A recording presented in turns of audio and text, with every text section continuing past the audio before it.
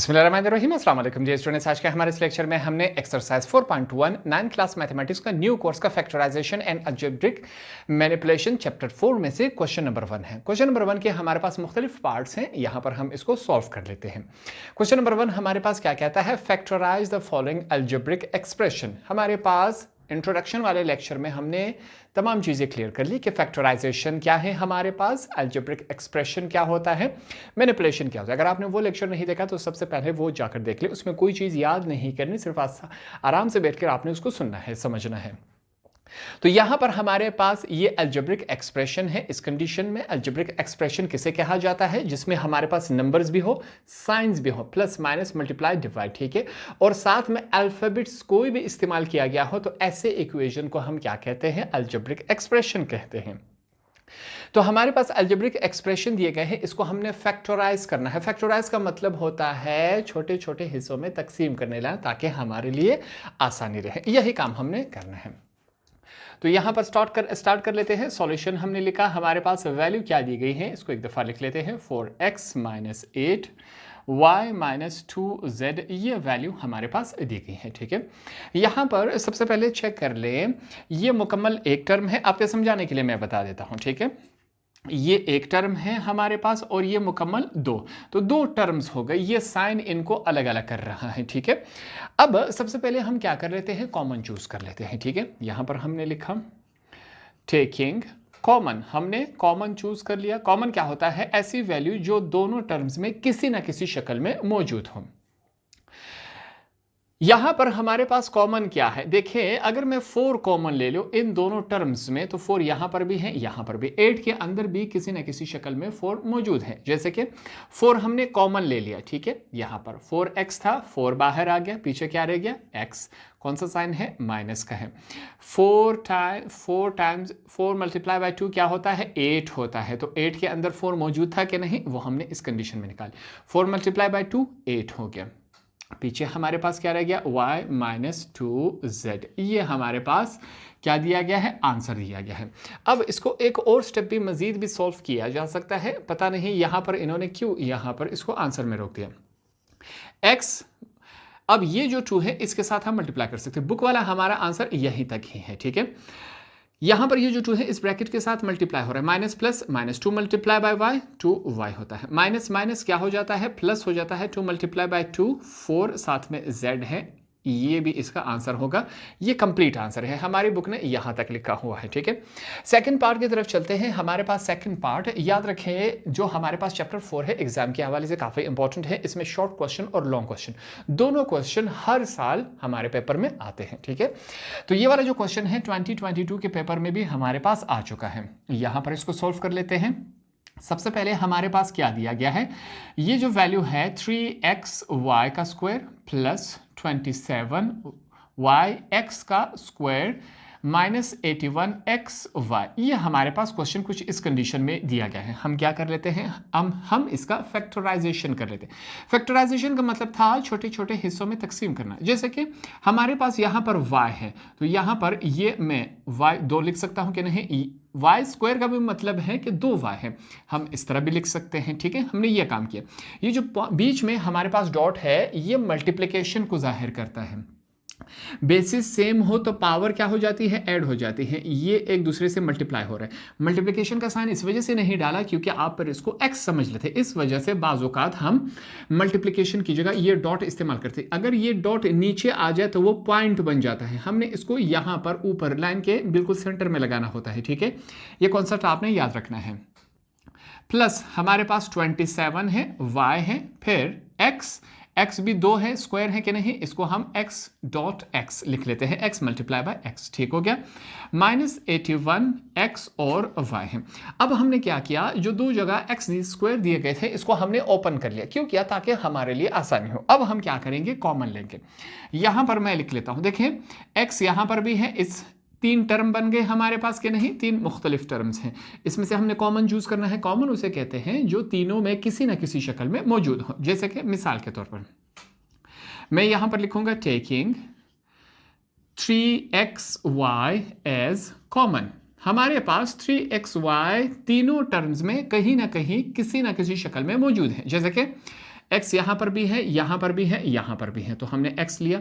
y पहले term में, second term में, थर्ड टर्म में, तीनों टर्म में मौजूद है, ये हमारे पास कॉमन आ गया। 3 यहाँ पर भी है, 27 के अंदर भी है, 81 के अंदर भी हमारे पास किसी ना किसी शक्ल में मौजूद है। तो जो कॉमन लिया जाता है इसको हम यूँ बाहर लिख लेते हैं, ठीक है। बकाया को चेक करें, इस वैल्यू में से 3xy बाहर आ गया, पीछे सिर्फ एक y रह गया क्या? नहीं, हमने लिख लिया प्लस। 3 के टेबल कहाँ तक बढ़ेंगे? 27 आ जाए, 3 का टेबल 9 तक बढ़ेंगे, 3 9 27, ठीक है। x और y बाहर आ गए, पीछे सिर्फ एक x रह गया क्या? नहीं, बिल्कुल रह गया हमारे पास, माइनस का साइन है, माइनस का लिखा। 3 का टेबल कहाँ तक पढ़े कि हमारे पास 81 आ जाए तो वो 27 तक हम पढ़ेंगे। 3 को 27 तक पढ़े तो हमारे पास 81 ही आ जाता है, ठीक हो गया। x और y बाहर आ गए तो हमारे पास ये रह जाता है, ये इसका आंसर हो गया। तो इस पैटर्न पे हमने तमाम पार्ट्स के फैक्टराइजेशन करना है, इसको छोटे छोटे हिस्सों में तकसीम करके सॉल्व कर लेना है। पार्ट नंबर 3 हमारे पास इस तरह का अलजेब्रिक एक्सप्रेशन दिया गया है, इसकी हम फैक्टराइजेशन कर लेते हैं, छोटे छोटे हिस्सों में तकसीम करेंगे ताकि सॉल्व करने में आसानी रहे। सबसे पहले ए बी इस मुकम्मल ब्रैकेट के साथ मल्टीप्लाई होगा, ए बी एक्स स्क्वायर के साथ मल्टीप्लाई होगा तो ये आएगा, प्लस और प्लस प्लस का साइन आएगा। ए बी जब 1 के साथ मल्टीप्लाई होगा तो ए बी ही आएगा। सेम इसी तरह ये जो x है इसके मुकम्मल के साथ मल्टीप्लाई होगा, प्लस वाला साइन है वो पहले लिख लेते हैं। x जब a स्क्वायर के साथ मल्टीप्लाई होगा तो इसको a स्क्वायर x, ठीक है। अल्फाबेटिकल वाइज a पहले आता है, x बाद में आता है। प्लस हो गया x जब b स्क्वायर के साथ मल्टीप्लाई होगा तो b स्क्वायर x, ये कुछ इस कंडीशन में आ जाता है हमारे पास, ठीक हो गया। अब हमने क्या करना है, यहाँ पर हमने कॉमन चूज करना है, ठीक है। यहाँ पर हम पेयर्स बना लेते हैं, जोड़ियाँ बना लेते हैं। ये हमारे पास एक पेयर हो गया, ये हमारे पास दूसरा पेयर हो गया। बल्कि पहले हम क्या कर लेते हैं, थोड़ा सा रीअरेंजिंग कर लेते हैं। कैसे हमने रीअरेंजिंग करना है, यहां पर इस बात को आपने चेक करना है। यहां पर x एंड वाले जो है, x वाली वैल्यूज को एक तरफ कर लेंगे और b वाली वैल्यूज को दूसरी तरफ कर लेंगे, तो थोड़ा सा हम रीअरेंजिंग कर लेते हैं। साथ में हम लिख लेते हैं यहां पर रीअरेंजिंग, इनकी थोड़ी सी हमने तरतीब चेंज कर लेनी है, ठीक है। वो कैसे होगे, स्पेलिंग इसका आप चेक कर ले, ठीक है। हमारे पास हम लिख लेते हैं ए बी एक्स का स्क्वायर प्लस, इसको यहां ले आते हैं ए स्क्वायर एक्स, ठीक है। अब x वाली वैल्यूज एक तरफ हो गई, प्लस बी स्क्वायर एक्स ये लिख लेते हैं, ये वैल्यू हमारे पास यहाँ चली गई। तो ये हमारे पास सिंपल, थोड़ा सा हमने क्या किया, इसमें थोड़ी सी हमने चेंजेस कर ली, इसको रीअरेंजिंग कह लेंगे, ठीक हो गया। ये वैल्यू हमारे पास यहाँ आ गई। अब हमने क्या करना है, पेयर्स की शक्ल में, जोड़ियों की शक्ल में कॉमन चूज कर लेना है। ये लाइन आपके समझाने के लिए था, ठीक है। यहाँ पर हम लिखेंगे टेकिंग कॉमन, इनको हमने बतौर हवाला रेफरेंस यहाँ पर इनको बता दिया, ये लिखना लाजमी होता है, ठीक है, ताकि चेक करने वाले को ये बात समझ आ सके जो आप करने जा रहे हैं, आपको मुकम्मल मालूमात है कि आप क्या करने जा रहे हैं। इन दोनों में क्या कॉमन है, कॉमन उसे कहते हैं जो दोनों में मौजूद हो। अब ए यहाँ पर भी है, ए यहाँ पर भी है, तो हमने ए कॉमन ले लिया। बी यहाँ पर है, दूसरी तरफ नहीं है। एक्स यहाँ पर है, दोनों तरफ है, तो ए एक्स हमारे पास कॉमन आ गया। इस वैल्यू में से ए एक्स बाहर आ गया, पीछे क्या रह गया, बी एक्स, ये बिल्कुल इस तरह है, प्लस का साइन लेंगे। इस वैल्यू में से ए का स्क्वायर और एक्स, इसमें से ए एक्स बाहर आ गया, ए 2 थे, एक बाहर आ गया, एक रह गया, एक्स यहाँ पर आ गया, ये कुछ इस कंडीशन में। प्लस इन दोनों में से हमारे पास कॉमन क्या होगा, इन दोनों में से हमारे पास कॉमन बी यहाँ पर भी है, दूसरी तरफ भी, एक्स यहाँ पर है, दूसरी तरफ नहीं, तो सिंपली हमारे पास बी कॉमन है। तो यहां पर हमने लिखा बी स्क्वायर एक्स में से बी बाहर आ गया, तो पीछे क्या रह गया, बी एक्स, प्लस का साइन है, प्लस लगाया। ए बी में से बी बाहर आ गया, पीछे क्या रह गया हमारे पास, ए ही रह गया। ये सिंपल सा काम है, ठीक है। अब इसको कैसे सॉल्व किया जाएगा, अगर हम ब्रैकेट्स को चेक करें, दोनों ब्रैकेट्स एक जैसे हैं कि नहीं, तो हम कॉमन चूज कर लेंगे। अगर हमारे पास दो ब्रैकेट्स एक जैसे आ जाए, ऐसी कंडीशन में हम इसको एक ही दफा लिख लेते हैं, ठीक है। तो ये हमारे पास बी एक्स प्लस ए, ये सिंपल सा रूल है, ये हमने लिख लिया। पीछे क्या रह गया हमारे पास, ए एक्स प्लस बी, इसको हमने अलग से ब्रैकेट में लिख लिया, ये हमारे पास क्या हुआ, आंसर हो गया। इस कंडीशन में हमने इसको सॉल्व करना है। पार्ट नंबर 4 की तरफ चलते हैं, इसको हमने सॉल्व करना है। यहां पर क्वेश्चन को एक दफा फिर से मैं लिख लेता हूं। हमारे पास क्वेश्चन क्या कहता है, x plus y a plus b minus y plus z, हमारे पास इस तरफ क्या है, a प्लस बी है। इस क्वेश्चन को सॉल्व करने के लिए हमें चंद बातों का ख्याल रखना पड़ेगा। सबसे पहले अगर हम इस क्वेश्चन को चेक करें, ये हमारे पास a प्लस बी यहाँ पर भी है, a प्लस बी यहाँ पर भी है, तो इसको हम एज अ कॉमन चूज कर लेंगे। a प्लस बी को एक ही दफ़ा लिखा जाएगा, या आप इसको यू भी कर सकते हैं। यहाँ पर आप लिख लें टेकिंग कॉमन। हमने क्या चूज करना है? कॉमन। कॉमन किसे कहते हैं? जो दोनों में किसी ना किसी शक्ल में मौजूद हो। तो ये हमारे पास मुकम्मल, ये लाइन आपके समझाने के लिए, ठीक है। ये मुकम्मल एक टर्म है, ये मुकम्मल दूसरा टर्म है, ठीक हो गया। तो हमने क्या चूज किया? a प्लस बी इसमें से कॉमन चूज कर लिया। हमारे पास पीछे क्या रह गया? x प्लस वाई रह गया, क्या नहीं? इस वाले टर्म में से a प्लस बी बाहर आ गया, पीछे हमारे पास क्या रह गया? ये माइनस का साइन अभी तक है बाकी है, माइनस लिखा, y प्लस z हमारे पास ये अभी तक बाकी है। तो ये इसका लिखने का अंदाज था। पहले टर्म और दूसरे टर्म दोनों में a प्लस बी मौजूद था, इसको हमने कॉमन चूज किया, इसमें से a प्लस बी निकल आया तो सिंपली ये रह गया, माइनस का साइन लिखा, इस वाले टर्म में से a प्लस बी बाहर आ गया, सिंपली ये वैल्यू रहेगी, ठीक। अब आगे सॉल्व कर लेते हैं। a प्लस बी, याद रखें ये दोनों सेम नहीं है, ये x प्लस वाई है, ये y प्लस z है, ठीक। a प्लस बी हमारे पास सिंपली सेम थे।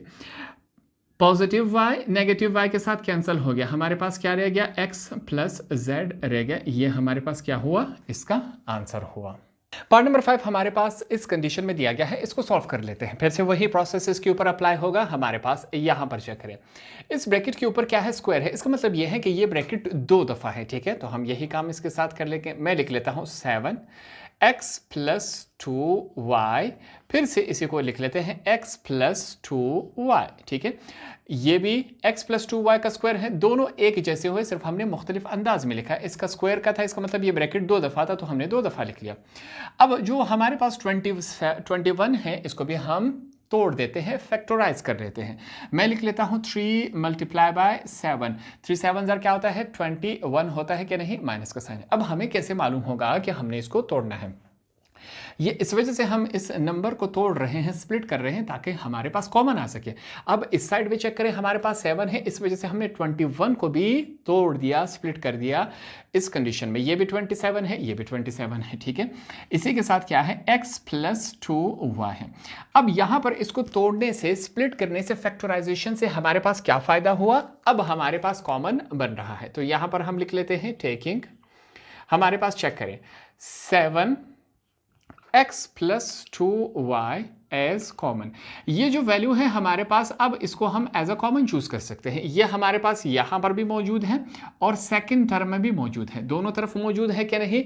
ये एक हिस्सा है, ये दूसरा हिस्सा है, तो दोनों हिस्सों में हमारे पास 7 और ब्रैकेट x प्लस 2y आया कि नहीं आया? ये तब आया जब हमने इसको तोड़ा, स्प्लिट किया, फैक्टराइज किया। यह इसका फायदा होता है, ठीक है। अब हम इसको एज अ कॉमन ले लेते हैं, इसी वैल्यू को 7x प्लस 2y, ये हमने इसको स्प्लिट कर दिया, ठीक है। इस मुकम्मल वैल्यू में से ये वाली वैल्यू बाहर आ गई, पीछे हमारे पास क्या रह गया? x प्लस 2y रह गया, क्या नहीं रह गया? बिल्कुल रह गया हमारे पास। आगे हमारे पास क्या है? इस वाली वैल्यू में से 7x प्लस 2y बाहर आ गया, पीछे क्या रह गया हमारे पास? -3 रह गया। ये सिंपल सा हमारे पास क्या हुआ? आंसर हुआ। इसको मैं छोटे से ब्रैकेट में लिख लेता हूं, x प्लस 2y -3, ये हमारे पास क्या हुआ? रिमेनिंग आंसर हो गया, ठीक है। अब ये इससे माइनस नहीं हो सकता क्योंकि इसके साथ y है, यहाँ पर y मौजूद नहीं है, तो ये आंसर हुआ। लास्ट पार्ट की तरफ चलते हैं। हमारे पास क्वेश्चन नंबर 1 के ये हमारे पास दिया गया है, ठीक है। इस क्वेश्चन को चेक कर लेते हैं। 12xy plus 20x minus 15 minus 9y। Question कुछ इस कंडीशन में दिया गया है। अब यहां पर हम स्टार्ट में ही एक छोटा सा काम कर लेते हैं। हम यहां पर लिख लेते हैं रीअरेंजिंग। थोड़ा सा हमने क्या करना है, इसकी तरतीब वापस तब्दील कर देनी है। ये वाली वैल्यू यहां आ जाएगी और ये वाली वैल्यू यहां आ जाएगी। ये लाइंस आपके समझाने के लिए, ठीक है। सिर्फ यही थोड़ी सी इसमें तब्दीली करनी है। 12xy plus 20x minus 9y minus 15। अब ऐसे करने से हमें क्या फ़ायदा होगा? यहाँ पर चेक करें। अब हमने क्या किया? इसकी जोड़ियाँ बनाई, पेयर्स बनाई, ठीक है। ये लाइंस आपके समझाने के लिए, ये एक पेयर हो गया, ये दूसरा पेयर हो गया, ठीक। इसमें से हमने कॉमन चूज कर लेना है। साथ में हम बतौर रेफरेंस ये डॉट्स, इस वजह से इसका नाम क्या, इसका मतलब क्या होता है? रेफरेंस देना, हवाला देना। हम यहां पर लिखेंगे टेकिंग कॉमन, कि अब हम क्या लेने जा रहे हैं? कॉमन लेने जा रहे हैं दोनों पेयर्स में, ठीक है। इसमें चेक करें हमारे पास कॉमन क्या है। 12 में 4 किसी ना किसी शक्ल में मौजूद है और 20 में भी 4 मौजूद है। x दोनों तरफ है तो 4x हमने कॉमन लिया। चेक करें 4 मल्टीप्लाई बाय 3 12 होता है कि नहीं, तो ये इस कंडीशन में इसके अंदर था। x बाहर आया, पीछे क्या रह गया हमारे पास y, प्लस का साइन है। 4 का टेबल कहाँ तक पड़े कि 20 आ जाए, 4 5 20, हमारे पास x बाहर आ गया, ये हमारे पास रह गया। माइनस का साइन है, हमने माइनस का साइन लिखा। इन दोनों में कॉमन क्या है, 3 किसी ना किसी शक्ल में मौजूद है। 3 का टेबल कहाँ तक पड़े कि 9 आ जाए, 3 का टेबल 3 तक पड़ेंगे। 3 मल्टीप्लाई बाय 3 9, साथ में क्या है y है। माइनस माइनस प्लस हो जाता है, ठीक है। इस बाहर वाले माइनस की वजह से अंदर वाला साइन चेंज हो जाएगा, माइनस माइनस प्लस हो गया। 3 का टेबल कहाँ तक पड़े कि 15 आ जाए, 5 तक पड़ेंगे कि 15 आ जाए। ये ब्रैकेट दोनों सेम है कि नहीं, अब इसको एज अ कॉमन लिया जाएगा, एक ही दफ़ा लिखा जाएगा। 3y प्लस 5, साथ में क्या है रिमेनिंग, पीछे क्या रह गया 4x माइनस 3, ये हमारे पास रह गए, ये हमारा आंसर हुआ। तो इस तरह क्वेश्चन नंबर 1 के टोटल 6 पार्ट से इसको हमने सिंपल और आसान तरीके से सीखा और समझा, सॉल्व किया।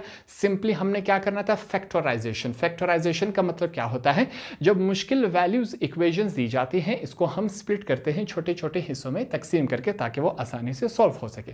सिंपल से और आसान से क्वेश्चन थे, होप आपको ये आसानी से समझ आ गए होंगे।